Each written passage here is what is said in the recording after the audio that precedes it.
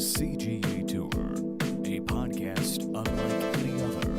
Now your host, Calvin Alexander. Welcome back to the latest episode of the CGA Tour podcast. I'm your host, Calvin Glen Alexander, and tonight I'm joined by Diana Sleep, which I'm going to pull up your whole LinkedIn profile here, just make sure I get this right. Nice. The Senior Manager, Corporate and Premium Sales for the Olympics and Paralympics at On Location. Get that? Nailed it. You did amazing. Good job. Thanks so much. Yeah. I do have some news for everyone as well, too. This is the first podcast I've done where I no longer work for the Chargers anymore. So, to get a Let's hear promotion. it. Yeah, Let's hear it. Come on, I'm tell the the ticket people. sales manager for the USFL in Birmingham for 4 months or plus. We'll see. Amazing. So, Congratulations. Thanks so much. Yeah. How does it feel? How does it feel to kind of announce it? It feels good. It feels weird at the same Weird. point, though. Right, Because, right. like, at some point I was like, oh, I'll be like, I'll be 30 and I'll at some point, like, get to be a manager or whatever. And I now get to say that when I'm 29. So it's nice. Amazing. Congrats. Thanks. You're like Thanks, one-upping yourself in your own goals. Yeah. I had to set like a Good list, for you. When does the new opportunity start for you? Today. Oh, literally today. Today was my first full day. And you March didn't 1. quit. No, still going. Still One going day, strong. Still one going of strong. one. Well, congrats. That's awesome. Thanks so much. Yeah. Awesome. Well deserved too. Thank you. You remember these moments too. Your first day, at a new opportunity. A couple weeks in, you'll be like, man, I'm already a couple weeks in. You blink, it's a year, and then a couple years in, you're like, time flies. You'll think of those first days. So. Oh, for sure. Yeah. I mean, the weirdest part will be moving away from this apartment mainly. I mean, got an ocean view looking out at, that'll be tough, but It'll be tough. I but told both roommates they can't leave. I told Nana and David, it's like, you can't move before I come back. I don't think they will. No, I don't think they will either. No. I think you'll always have a crash pad back here. Exactly, and yeah. You'll always have the memories of living in a place this beautiful, and then every new place you move to will have its own story for you to write. So Exactly, yeah. Nothing's going to be just the same as this. No. But also, I could pay a little less in rent. Like, I'm okay with the rent price going down a little bit. You will be paying It's fine. yourself quite a bit more. So, I do envy you a little bit in that. But, yeah, you have a whole new adventure ahead of you. So, Yeah. it's exciting. No, thanks, Congrats yeah. again. But part of that, too, is that I wanted to start kind of more of a podcast series of bringing on people that I know within the sports industry. Right. And asking those like yourself here, how you got to start in sports. Because I think at the end of the day, that's like the biggest question I hear Right. from like current students that I like work with at Oklahoma State, mentor, or just know period on LinkedIn of, okay, so how'd you get your job? So Right. so maybe you can run us through like the abbreviated and we can get into it a little bit, but like how did you get to, working for the Olympics, like Yeah. that's the coolest thing I would think anyone does. Thank you. Getting to go to France, like on a business trip, like Oui. Paris, right? I agree. I have to agree with you. And it's been an amazing journey. It's been an amazing ride. And I think a lot of our stories can be lengthy. They're complex on how we all got to where we are today. So I'll try to keep it fairly brief. But my career in sports actually began in college. I went to Arizona State University. For those who don't know, half of Major League Baseball spring training takes place in Arizona. It's called the Cactus League. And then the other half go and play in Florida. It's the Grapefruit League. Don't need to tell you that. But it's a great opportunity. The teams come out there. They play a full month of games. And it really kind of runs like a Major League season, but it's crushed into like 30 days of straight action. But it's great for the fans. They're full on games. They're sponsors. It's the real deal. So I was able to tap into that actually while I was in school, and I got an unpaid internship out at actually the San Diego Padres facility in Peoria, Arizona. And ironically, I didn't even have a car at the time. So do you know what Zipcar is? Or did Yeah, you well, ever I've hear heard of that. That's where you like borrow a car from somebody. You literally like or? pay. Yes, you pay by the hour. You pay by the mile. I didn't have a car, so mom and dad helped fund the Zip cars. So they actually say that is the internship that they paid for. I was riding in a Zip car to and fro for my unpaid internship during spring training my freshman year, but it wasn't glamorous. You're chucking T-shirts into the outfield. You're, asking customers questions, doing interviews. But that was my first internship in sports. It led to another one my sophomore year in college, then a third one my junior year, which actually turned into a full-time role with the Dodgers at their spring training facility. So I worked under the marketing and corporate partnerships team, and actually was able to take over for my boss there and kind of run my own group of promo interns for a little bit. Great exposure to major league teams, their staff, their corporate partnerships teams as well. They're Major League Baseball teams, so amazing exposure. And then I could go back to school and, kind of finish my classes for the day. So I was really lucky that worked out, and I was able to get my degree and at the same time get some sports experience.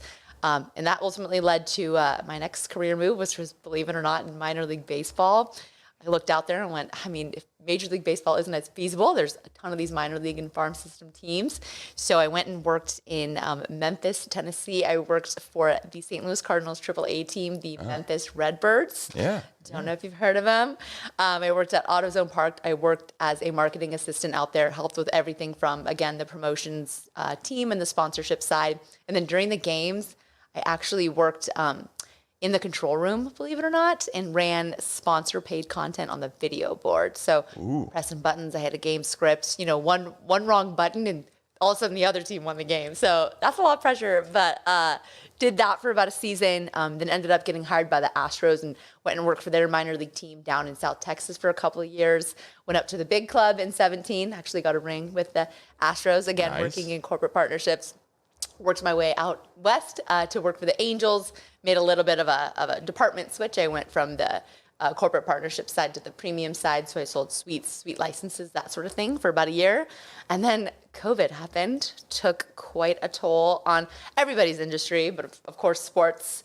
A little hard to sell tickets when fans can't. Yeah, hard to be in group sales, during COVID. Hard to be in sales in general during COVID, right? When they can't come to your facility or your venue, that year we said we put the fun in refund all day long. So we did a lot of that during 2020, but ultimately actually ended up kind of pivoting, finding a new role in golf. Golf was one of the sports that you could actually play, kind of get away with in 2020, and it was booming in popularity. So I ended up getting hired by Legends. Ever heard of it? I have quite frequently now. You're familiar. Hired by Legends and assigned to the US Open project out here in Los Angeles. So sold premium for the US Open for the last couple of years. And then just this past September, actually left that role for this Olympics project and sell premium again, but for the next 3 Olympic Games. So Paris 2024, Milan, Italy, Winter Games 26, and LA 2028. So that was supposed to be a really short version. No. That's kind of the abbreviated part of it, though, because 7-8 years. It's how it all comes together. But it's never if it's linear, your career path to sports. I'm I don't know how you did that, but it's usually a hop, skip, and a jump all around the globe. Exactly. Well, I started working in sports in 2013. Or, if we want to go back to when I first volunteered for a run that got me my internship, then count it. Then it's 06 when I was in 6th grade. That's it. It's just you can go how far back you want to, right? No, it's true. It's true. I was carrying boxes of T-shirts, handing out T-shirts at the Remember the Run in Stillwater when I was literally in 6th grade until I was doing it last year. It flew out and. That's right. You never know who's around, right? Exactly. Make an impression on the athletic department marketing guide, and then all of a sudden you're in college, and she's like, "Why don't you come intern?" I'm like, "That's a thing? You can intern with the game day promotions? What?" Isn't that key to you learn as you go? These roles that exist, and isn't it? Yeah, you don't know until you go give it a try. So, 6th grade, passing out T-shirts. That's for sure. Now my dad did. Found the run. So not a lot of other 6th graders were going to be out there handing out T-shirts. You didn't necessarily go seek that opportunity, but I wish I could say I did, the most but I have to be honest. I was, but I was definitely frequently around campus, was doing the right thing. Yeah. Always wanted to be helpful, help my dad out with whatever it was. Good. And then I saw that internship, even though it was unpaid. And still technically is, I think to this day. I was like, oh, this is an opportunity. This gives me a chance to okay, cool. I'm working for Oklahoma State. This is college I want to go to since day one. Neat. So, yeah. You got your in. Exactly. Amazing. Exactly, yeah. So that's where it began for you too, kind of in college. It's really where you got to immerse yourself, get a full-on, team experience, school experience, and then. Yeah, so I ended up doing several things at Oklahoma State, from being the DJ for basketball and wrestling, and then for 6 months I was the on-court host. No way. Yeah, so it's for 1 month it was men's basketball, but the other 6 months was women's basketball. Okay. So, hey, I've got Diana Sleep. She's going to shoot the half-court shot. Really getting all the announcer voice. Got it. Yeah. Okay, this all makes perfect sense. Oh yeah, that's where you really got your. It's kind of. I was doing I was doing public address announcing for all the softball games. Oh, cool. Cool. Yeah. So it was great. I didn't do like the best job ever, but no one ever does. Like, what's your first? Yeah, I did it for 3 years. By the third year, I was doing all right. Can I ask you a really weird question? Of course.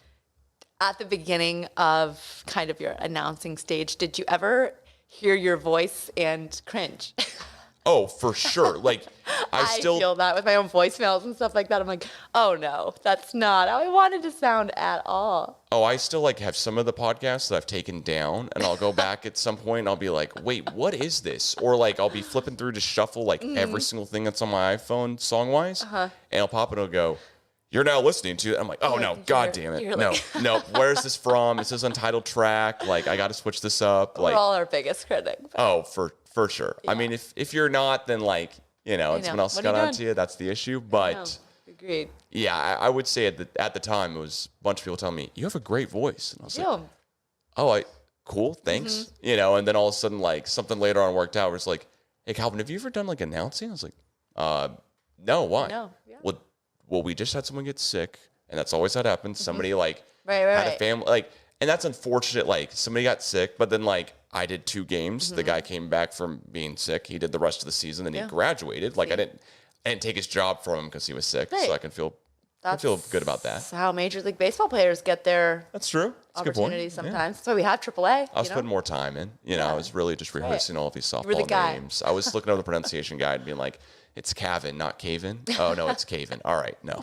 Hey, that's great. You were the guy for the job, and the opportunity presented itself. Exactly, yeah. And so then, throughout college, I mean, I added on a degree to get a sports media degree. Gave me 2 extra years at OSU, which I wish I graduated a little bit earlier, but hindsight's 2020. Everything happens for reasons. It's all good. Absolutely. But got to intern for the Oklahoma City Thunder, and I mean, I drove 500 miles a week, which everyone thought was crazy, but. Brutal. But here, like, telling people that's insane because 30 miles can be 3 hours here.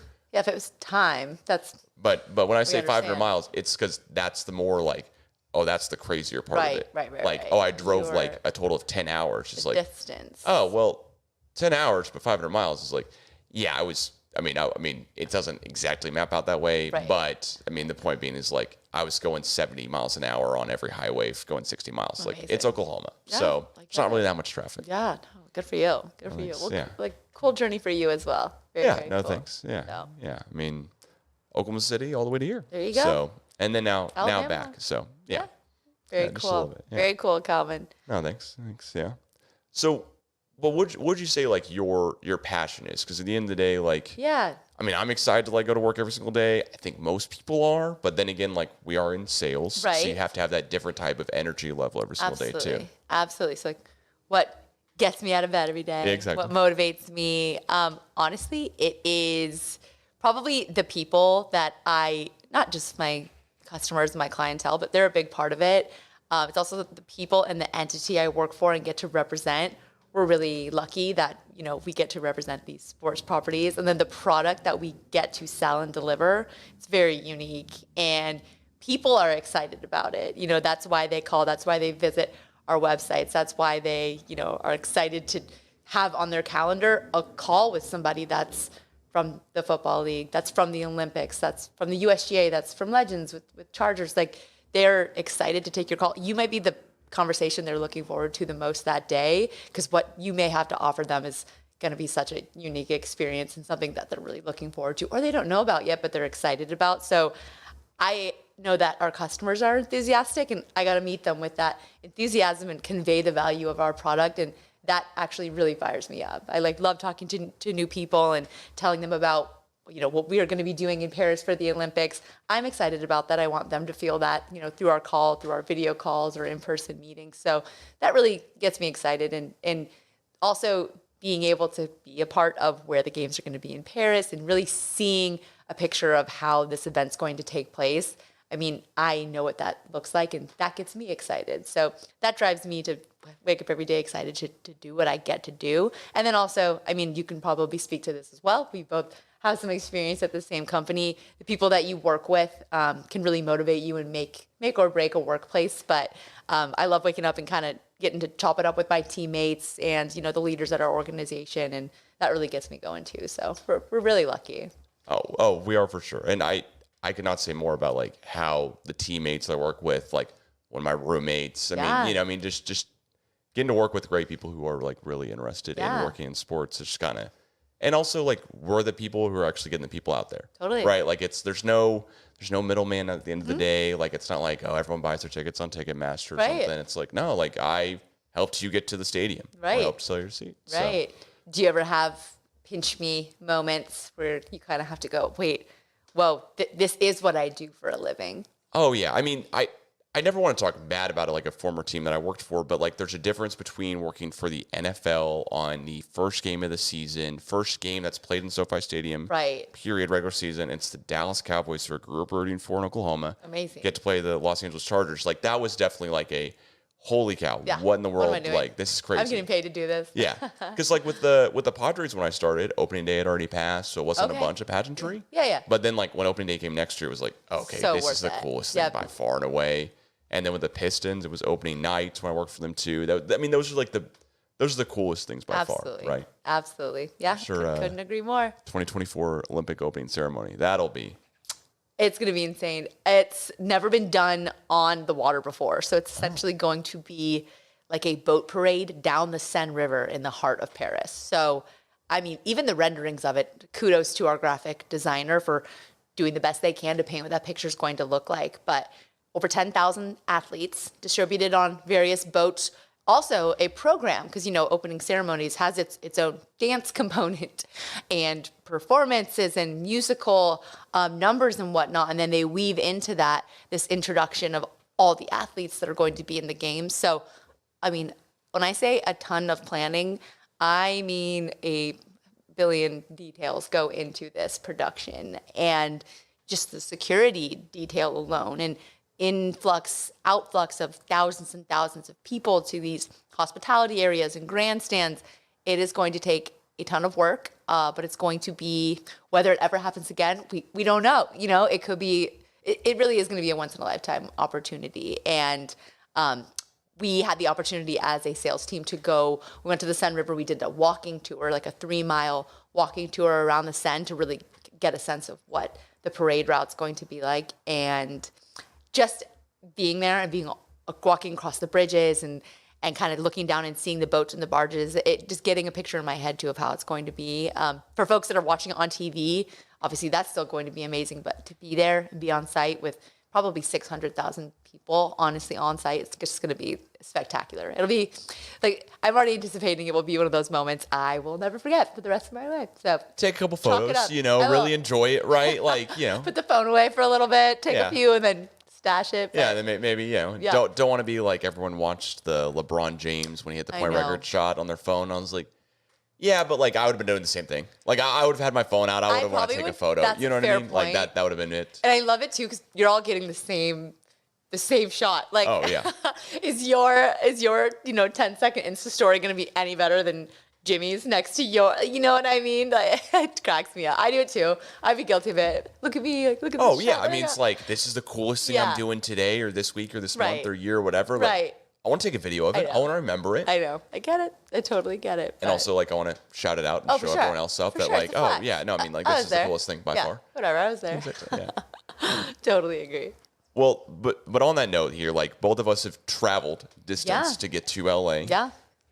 But I also hear a bunch between Oklahoma State students and other, I might hear from Arizona State students as well, too. Like, okay, how'd you get there? So, like, how did you choose, I want to work in this arm of the sports industry versus others? Yeah, great question. And we touched on it a little bit earlier, but a lot of it is roles and opportunities that you find out once you get in there. So a lot of it's about saying yes to something that maybe you're not sure about, or doing the unpaid internship and, driving as far as you did, or having your parents help you out with the little rental car for a month and taking a little chance because you don't know everything, but the experience no one can take away from you. So once you get in there, you start to really learn about what other opportunities are available, what other jobs exist. You won't know unless you get in there.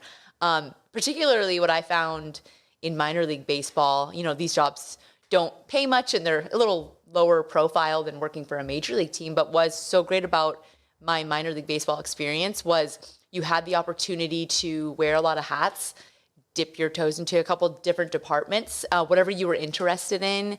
Usually you were given the opportunity to go explore it or go lend a helping hand, whether that was in the control room, running Daktronics on the video board. I learned quickly, not for me. I learned that I have a lot of respect for that department, but that just was not going to be my specialty. But I'm glad I went to go check it out. And thank goodness for organizations and roles that let you explore other departments, because even my second role when I was down with the Astros in Texas, that was where I really was given my first opportunity to sell, and having like an organization believe in you and give you that chance. That was when I found out, hey, I like sales, and more importantly, I'm actually pretty good at this. And you kind of find out skills about yourself. So I would say kind of my long-winded answer is go for it. Give opportunities a chance. You're not going to know all the answers from the jump. So give it a try. You'll find out about roles and avenues that could exist for you as far as a career path is concerned when you get in there. I'm sure you found the same thing. Oh, yeah. I mean, I remember being in the sports management club at Oklahoma State and then going, oh, no, I want to work in marketing. Like, I want to do marketing. I want to make flyers, or I want to be on air. Okay, yeah. Like, all right, like, it's going to be one of those two. I never want to be in sales. I love that. I could never be in sales. I'm not going to cold call. And then one of my managers from Oklahoma State interns was like, hey, you know what? The Oklahoma City Thunder are hiring for a ticket sales associate. Yeah. You do surveys on game nights. You get to go work the games. They'll pay you to work there. Right. And you get to go hang out at the game afterwards. Amazing. Like, do you want to apply? And I was like, yeah, that sounds awesome. Like, why not? And then ended up like maybe figuring out someone to carpool with and all type of stuff too, just so it wasn't like that taxing of a driving distance, all type of stuff. Hey, good for you. And then once I got in there and met a lot of the people that worked there, I was like, oh, all these people are very passionate about working in sports. Right. We align a lot of the same.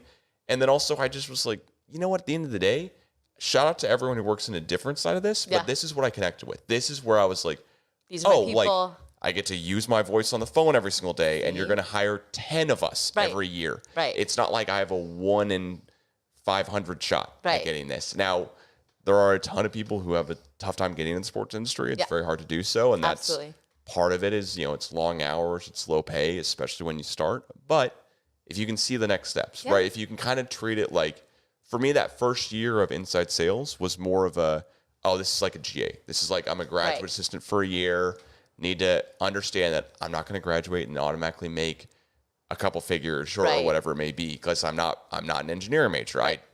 But also at the same point, like, I worked hard and like worked a lot of hours, but I wasn't in the library on the weekends. Right. Like I was like working a game on the weekends. Exactly. I was having like, oh, cool. Like I'm like dropping parachutes of pizza boxes from the roof. That was what I was doing. At an NBA basketball game too. Exactly, yeah. It could be worse places to be. Oh, for sure. To be making lower wages. And at the end of the day too, did you discover, like I did, it kind of becomes apparent the more and more you work in sports, but you kind of look around and go, okay, this place operates like a major business would. And wow, how about that? They have, just like Oracle would have a marketing department, a sales department, HR, and obviously massive sales team. You're like, okay, this is functioning like a normal. This makes a lot of sense.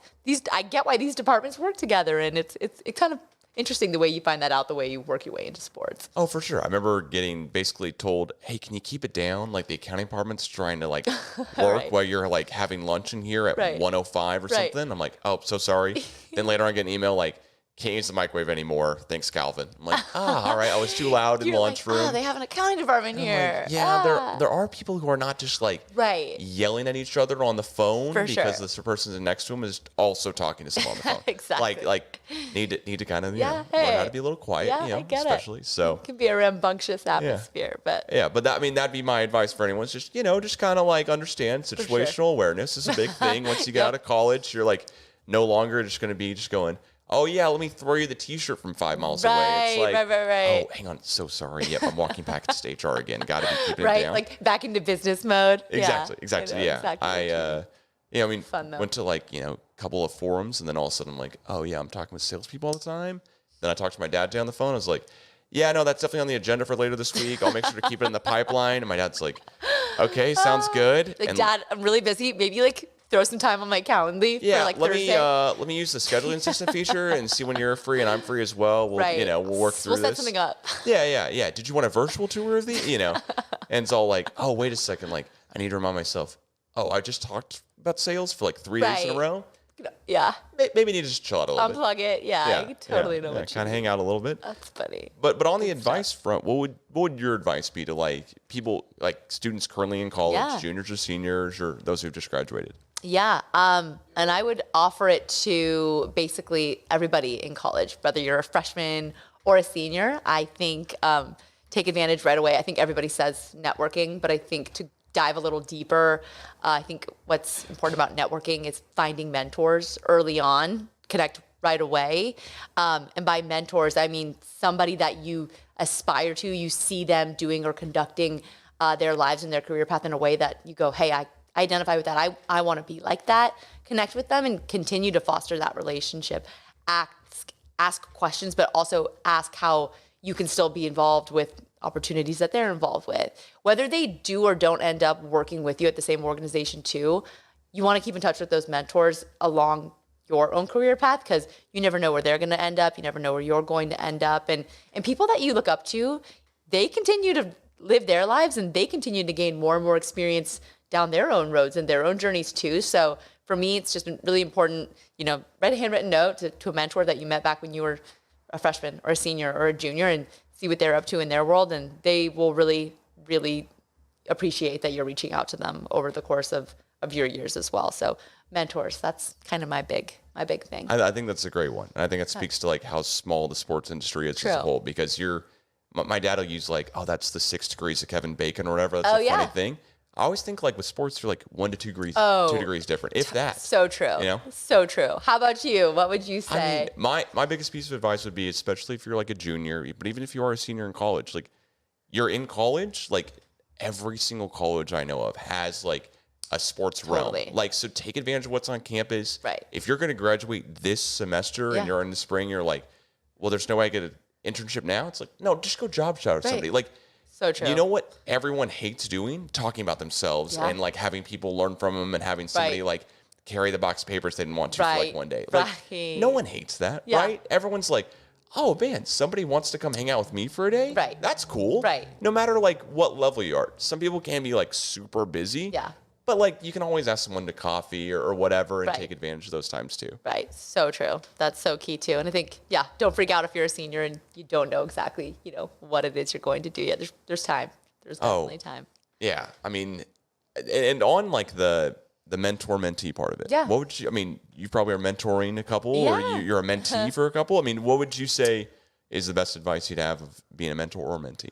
Yeah. I would say what's really important, even for me, for my mentors, for people that are my boss or have authority over me, what's really important to be a good mentor is to lead by example. I think it's great if you have a way with words and you can convey a positive spirit and, lead a team by being aspirational in what you say. But I think leading by example and jumping into the trenches, like with your sales team and, demonstrating a cold call or jumping in the mix and taking part in role play and showing your team, that you're right there with them and that you're not afraid to put yourself out there, that goes a long way with a sales team or it has with me if I'm the one that's, under a boss or a mentor of mine. So I've always appreciated that, kind of action oriented leadership that, you demonstrate how you want, your team to work and what you want them to do, what you want them to say. So I've always appreciated that from the mentors that I look up to. So I try to do that as well. Obviously, would hope a good thing or two has rubbed off on me. I think to be a good mentee, or for someone that's, looking for advice from a mentor, I would say, obviously ask a lot of questions. Don't ever lose that curiosity. I think once you lose that, it's kind of, that goes hand in hand with the passion and the drive for wanting to continue down in this career path. So continue to be curious. When you have a thought, when something comes to you, when you have a desire to learn about something, jot it down and then go contact somebody and try to figure it out. Express that curiosity as a mentee and reach out to folks because like you just said, we want to tell you about it. We want to talk about it and we want to share our experiences with you. So I think those two things go hand in hand, mentor to mentee. But how about you? Is there like a mentor of yours that sticks out and you're like, man, I'll always look up to them for reasons X, Y, and Z? Yeah, there's the mentor I have who's actually a little bit younger than I am, but I graduated college like 2 years after he did, and then he had already been working for the Padres in college. Yeah. And so he had a couple, he'd been working for the team for longer than I had. And then we're set up like as a mentor-mentee program, which is great thing that the Padres do for inside sales reps. But the main thing I took away was just be honest and like upfront with everyone. That's great. The worst thing by far and away, and this hasn't ever happened to me, but I've heard stories of like someone going, oh no, hey, there's a spot for you here later on. Like keep working hard, keep whatever. But instead just be very transparent. Like we've all worked in sports now for like at least a little bit, or even if you just started inside sales and you're like fresh out of college, you'll hear stories in like a month. So true. Where you're like, oh, okay, you know what? Like I can, maybe I should take this as a little bit of advice or whatever. Right. And on the mentee side, like just don't be afraid to follow up. Like how many times is it where, okay, cool. Like there's somebody who wrote me an email a couple days ago and was like, hey, Calvin, just want to say like, thanks for speaking to Sports Management Club back in Oklahoma State, doing this, whatever. And then I forgot to reply. Like I literally just like had a couple things going on over the weekend. You read it, register, kind of just forget to type something back. Oh yeah. Just had a new job, all that stuff, just going through a lot of different stuff. And then I'm like, wait, today I need to respond. And then of course he sent me an email, just not being afraid to follow up and be like, hey, just love that. Just still curious if you have time to chat for 15 minutes or so, if you're free, that type of stuff. I'm like, persistent. Thanks so much. Like, thanks so much for sending, like, thanks for being like respectful, not going like, oh, he blew me off, never gonna talk to him again. Right. Or like, hey, did you read this? Right. That's always the like worst email to get. Per my note below. Yeah. Yeah. Per my last email. But but just being respectful with everyone, and also just not being like, cannot tell you how many times I was like, wait, I sent him a text like a couple of days ago. I'm so curious if he's going to reply or not. And then I took it personally and then all type of stuff. And then I would see the guy I'm thinking of at a game and I'd go like, hey, did you get that? Oh, Calvin, I'm so sorry. And I spaced out. I forgot. I'm a busy person. That's okay. I understand. Well, and also like when you're in college or when you've like just graduated, a lot of people are not married with kids or like managers of multiple people or whatever. Right. So you're thinking, oh, wait, why in the heck did they not get back to me? They must hate me. No, it's like, not never. At all. Yeah. No. Their wife needed something from them on the way home from the grocery store. That's when you texted them and they're going to reply. Right. They're going to reply when they stop driving, but then they got home. You know, like it's never that easy. It's not personal either. So that's a good one though. No, I think that's really good advice to a mentee, to don't be afraid to reach out multiple times and demonstrate that you're really interested, because it's so easy to just give it a little try and walk away from it. So I think that's really sound advice as well. Yeah, I think it's kind of opposite of like the client approach. You'll have like a client be like, it's been an hour, what's going on? Right. And you're like, okay, Hank, I'm so sorry. Like I had to ask somebody else about this question that you had. Right. I don't know the answer. Yep. That's why I didn't give you the answer. Right. Yeah. But like, give me 24 hours to get back to you. Right. But then on the other side, you have somebody who's a mentor or mentee going like, okay, it's been 2 days. It's like, all right, well then just follow up with them again. Like don't feel bad about doing that whatsoever. No, that's good. That's really good advice. So I remember that too. That's good stuff. I know, no, for sure. Well, so what made you think of, hey, you know what, like Daktronic stuff is great, right? But what made you think, oh, you know what, like, say I want to do a sales arm versus just being on air? I mean, we're talking about this a little before we recorded, or just, what made you kind of go, this is what I connect with most? Yeah, great question. And for me, it was during my job in Texas. I was actually hired to be on the corporate partnership side, but more on the account services side. So basically they hired me to go out into the town and kind of foster these relationships of pre-existing sponsorship accounts, right?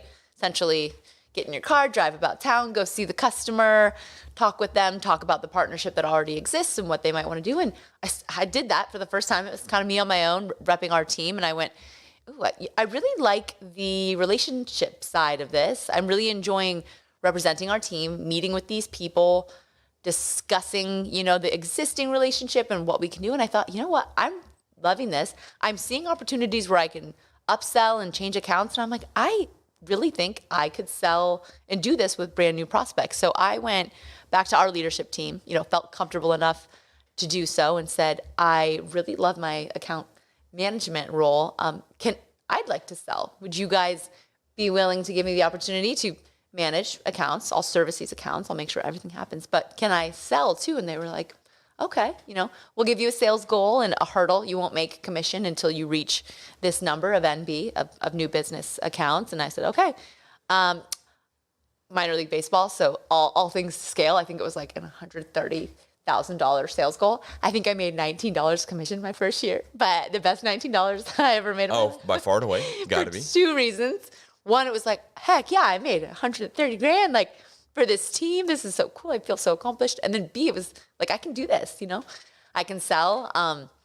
I like this. And I think this is where I want my career to go for, the rest of my sports career. And fast forward, I don't know, 4 or 5 years now, and I haven't looked back and I've really enjoyed it. It's been challenging. But I think what originally just kind of sparked my love and interest in it was being able to work with people and turn relationships into really valuable partnerships that were mutually beneficial. So that was my journey. How about you? Yeah, mine is much more, mine's kind of two-faced. So like during COVID, I like rethought this because basically right when I graduated, I was like, you know what? I want to work in sports. I want to work for a team.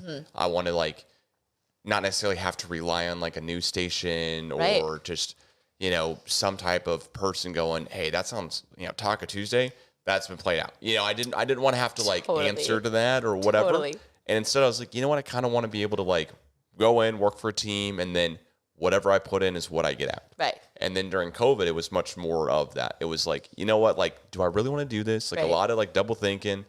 And then at the end of the day, I was like, you know what? No, I really do want to do this because if I fail, it's on me. So true. Which is kind of, can be a double-edged sword, of course. Indeed. But at the same point, like, I know that if I mess something up, all right, like I can figure out a way to fix it too. So true. Like I can redo it. I can whatever. It's not like, oh my gosh, like I put like a word in here wrong that doesn't sound good on a flyer or brochure, and then I've got to redo it 6 times. Right. Because it just didn't fit what somebody else thought it would do well whenever I think it's fine. Right. And then instead it's like, no, I think this would be a great theme game night. Right. Oh, I can put it all together. I can sell it. I can go out with it. Or now it's like, no, I think these are the best 2 seats we have in the entire stadium. I'm going to try to sell them. And then if somebody hates them, okay, cool. I'll call somebody else. Right. Did you ever, I mean, obviously, maybe I'm answering this question before I'm even asking it, but did you ever miss any of the side of being on like more the broadcasting, game production side when you went to the sales side? And then maybe is that why you do things like this now? Or did you have a little period of like, oh man, I kind of miss that department? Yeah, I do miss it from time to time, for sure. Because it's like, all right, like the podcasting thing for me is a hobby at the end of the day. Yeah. Like this is a fun thing that I like doing. I like it's usually catching up with friends and talking with them, and then kind of, with a couple roommates, it's been, oh, let's talk about Big 12 football. Like this is one of the first podcasts, or a couple of the first, where it's been like how to work in sports and much more professional. Yeah. But then again, the other side of it too is like, yeah, but I've heard stories where like, okay, I could have gone to like work in a small town in Texas, graduated from college, and I just, after going for college for 6 years, like, you know what? No, like I immediately want to like have like a successful like place that I live, or like a cool thing that I do for a living, or whatever. And I never really loved the, hey, as part of your production degree, we need you to go to Stillwater High School football games and then start interviewing players on the sidelines afterwards with a video camera. And also, oh, you didn't get that shot? You had one chance at it? You didn't get it?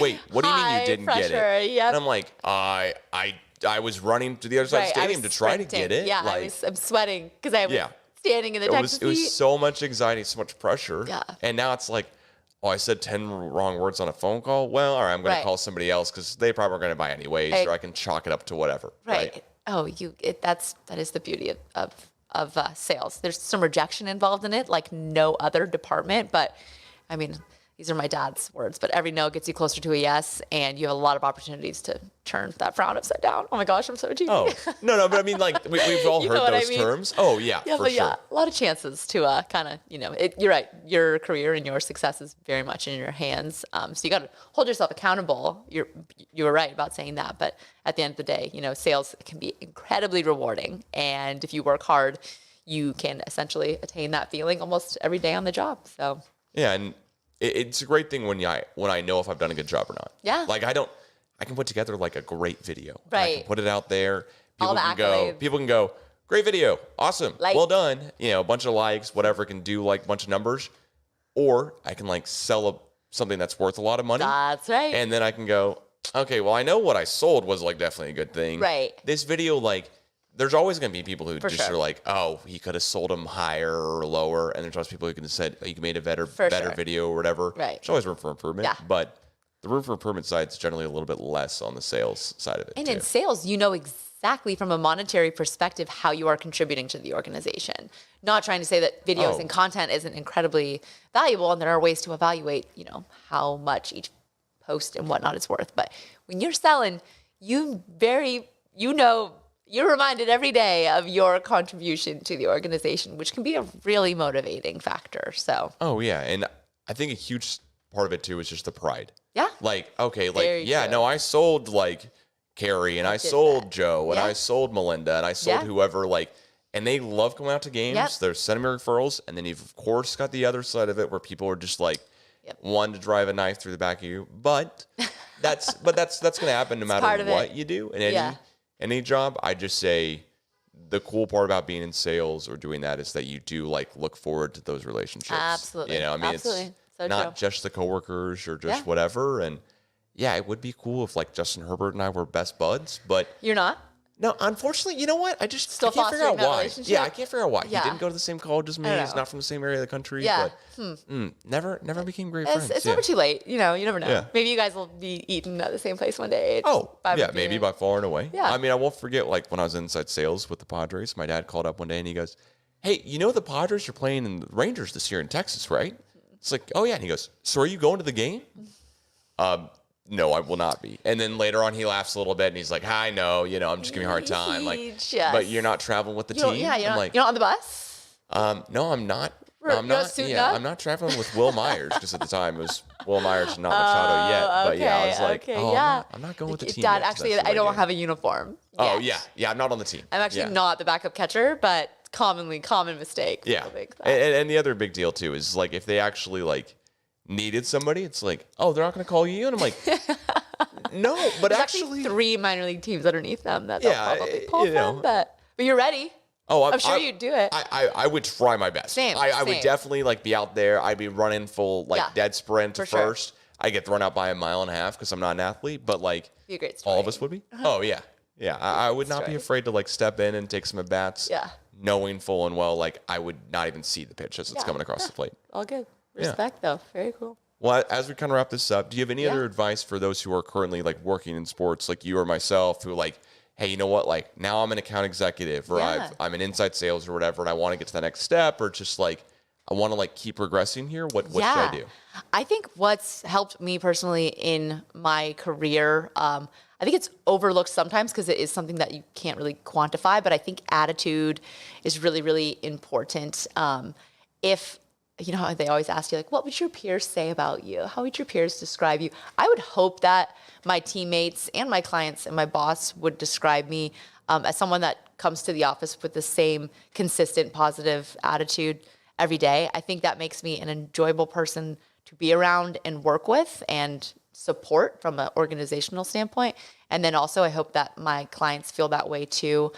So my advice is if you're an AE, or if you just got promoted to a manager, or you were eyeing that director position and they passed you over and you didn't get it, try to stay positive. Find a reason to look at that glass half full, because if you look around, we touched on it earlier, we are pretty lucky to be able to do what we do, to work in this industry, to be able to deliver these products and experiences. So I think keep a positive attitude, find something every day to be grateful and to appreciate.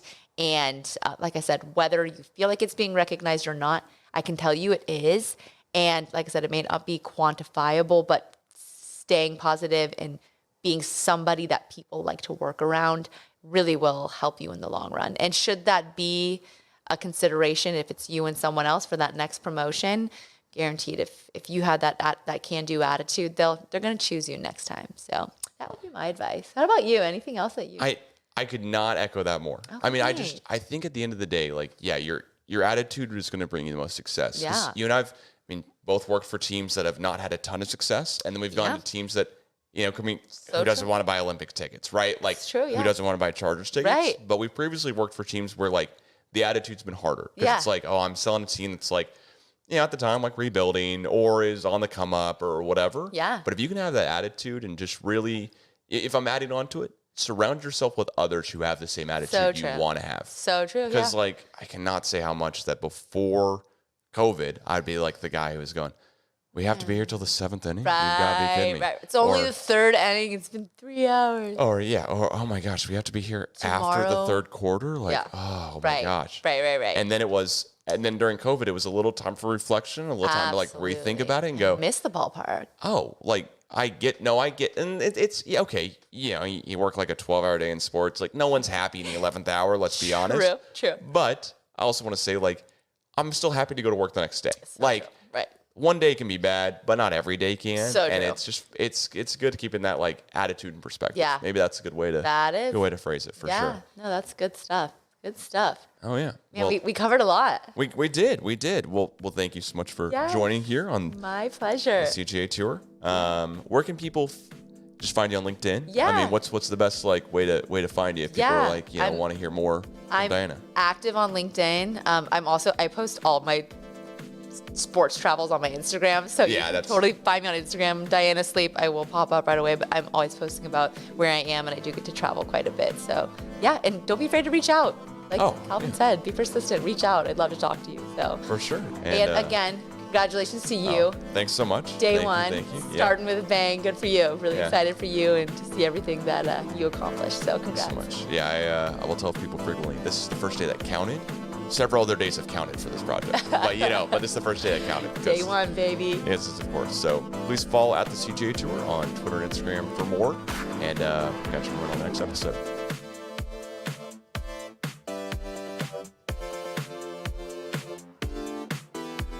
Done? All Woo-hoo! done. Yeah. Good job. Well, How did we sound? Good? Like profesh?